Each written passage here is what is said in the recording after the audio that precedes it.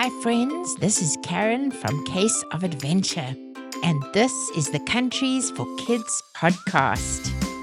Each week, we're going to travel to a different country and explore an exciting landmark together. Libby is your tour guide. She visits so many places with her family and wants to take you along. How would you like to visit the Matterhorn in Switzerland, the Eiffel Tower in Paris, the Sydney Opera House in Australia, or the Empire State Building in New York City? Our website is caseofadventure.com. We sell exciting country studies for homeschoolers. Each one contains a travel mystery novel to read and a fabulous adventure book filled with tons of activities to work through. If you go to caseofadventure.com, you'll find our Italy novel. It's called Olive Oil Operation in Italy. Join Ren, Rome, Jake, Libby, and Tiffany in Olive Oil Operation in Italy as they attempt to discover why all the olive oil bottles are empty in the restaurants of Italy. With the help of Ilario, the son of a Venetian gondolier, they uncover a smuggling operation that takes them all the way to the glass blowers of Murano, Italy. If you want to read that novel, look on caseofadventure.com. Don't forget to download your fun activity page to go with each episode. You'll find that on caseofadventure.com/activities. Let's get started. I hope you have fun. Sit back and enjoy listening as we take you on an adventure. My name's Libby, and today I'm visiting the city of Naples in Italy. The air in Naples, Italy, smelled like the ocean, salty and bright, mixed with the warm scent of baked bread drifting from somewhere nearby.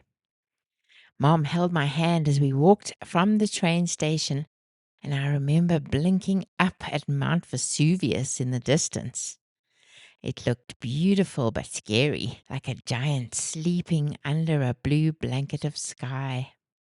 The streets were full of noise. There were scooters zipping by, people talking fast with their hands waving, and life that never seemed to stop. Laundry hung from the balconies on strings strung from building to building, fluttering above the narrow cobblestone streets. The streets twisted like mazes. Every corner seemed to hide something, a church with beautiful golden ceilings, or a tiny market with red tomatoes, or a man selling granita that sparkled in the sun. Granita is like frozen ice with a yummy lemony flavor. Some of them had different flavors. We started our tour in a long, narrow street that Dad said cut right through the heart of the city. Mom said its name means Naples Splitter because it divides the old part of town in two. I tried to walk in a straight line along it, pretending I was a knife slicing the city. We passed ancient buildings, some cracked with age, but they were full of music and laughter. I saw a small shop where a man was making tiny nativity figures by hand, out of wood. He smiled and let me hold a little shepherd with a crooked hat. Later, we visited the Castel degli Ovo, the egg castle, which sits right on the edge of the sea. The wind there was strong, and my hair whipped around me, and seagulls swooped above. Mom told me that the castle legend said that it was built on a magical egg hidden by a Roman poet. It said that if the egg ever breaks, the whole city would fall.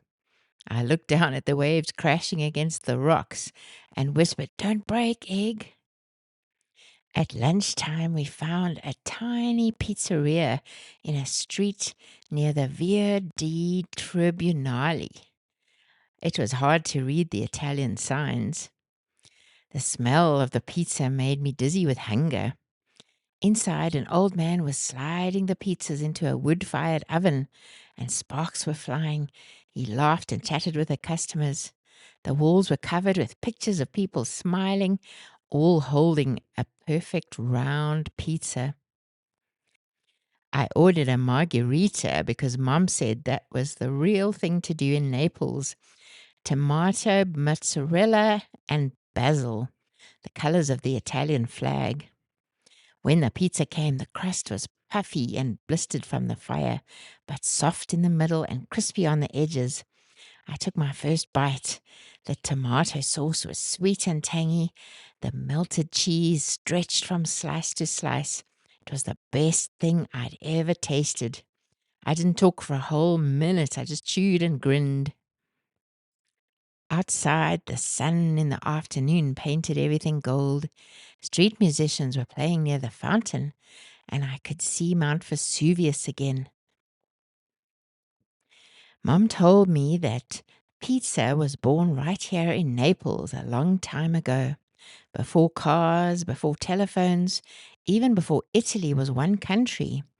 Back then, Naples was a busy port city full of sailors, traders, and workers who didn't have much money but wanted something quick, tasty, and cheap to eat. So people began to bake flat rounds of dough in hot ovens and top them with whatever they had: garlic, oil, tiny fish, tomatoes. Tomatoes, Mom said, came all the way from the New World, from the Americas in the 1500s. At first, Europeans thought they were poisonous, but the Neapolitans, brave and hungry as they were, tried the tomatoes anyway. They crushed them on top of their bread, baked it, and discovered something magical: the world's first pizza rossa, or red pizza. As Naples grew, so did its pizza. Street vendors began selling pizza from wooden stands or carrying it through alleyways in big tin boxes and balancing it on their heads. Everyone ate it: children, fishermen, even noblemen who snuck down from their fancy houses to taste the simple food. Then Dad told me the legend of Queen Margherita. In 1889, the Queen of Italy came to Naples with her husband, King Umberto I. She wanted to try the food of the people, so a famous pizza maker named Raffaella Esposito made her three kinds of pizza. The one she loved most had tomatoes, mozzarella, and basil, red, white, and green. So he named it Pizza Margherita in her honor. That's the same pizza I had for lunch. Mom said that the real Neapolitan pizza is special and that it has rules. The dough must rise for at least 8 hours. It must be baked in a wood-fired oven that reaches almost 500 degrees Celsius. And it must use ingredients from around Naples, like the San Marzano tomatoes grown in the volcanic soil near Mount Vesuvius. Yes, Mount Vesuvius is a volcano. Dad ordered some gelato for us in little cups with tiny spoons. Mine was a mix of hazelnut and chocolate. It was so creamy and delicious. As we walked past another pizzeria, I peeked through the window and saw the pizza maker spinning the dough high in the air like a magician. The fire glowed behind him, and I thought about how that same fire has been burning in Naples for hundreds of years. Pizza, I thought, isn't just food, it's a piece of Naples' heart, passed from one generation to the next. I hope you enjoyed Libby's story. Here are some fun facts about Naples. Naples is a city by a volcano. Naples sits right next to Mount Vesuvius, one of the world's most famous volcanoes. It last erupted in 1944. A city under a city. Beneath Naples, there's a hidden underground world of tunnels and ancient ruins. You can even take a tour down there. Naples is known for delicious gelato, Italian ice cream. Locals love enjoying it by the seaside. The people of Naples are crazy about their soccer team, SSC Napoli. When they win, the whole city parties together. There are lots of celebrations in Naples: parades, music festivals, and food fairs. And Naples is the birthplace of pizza. Pizza was created there over 100 years ago.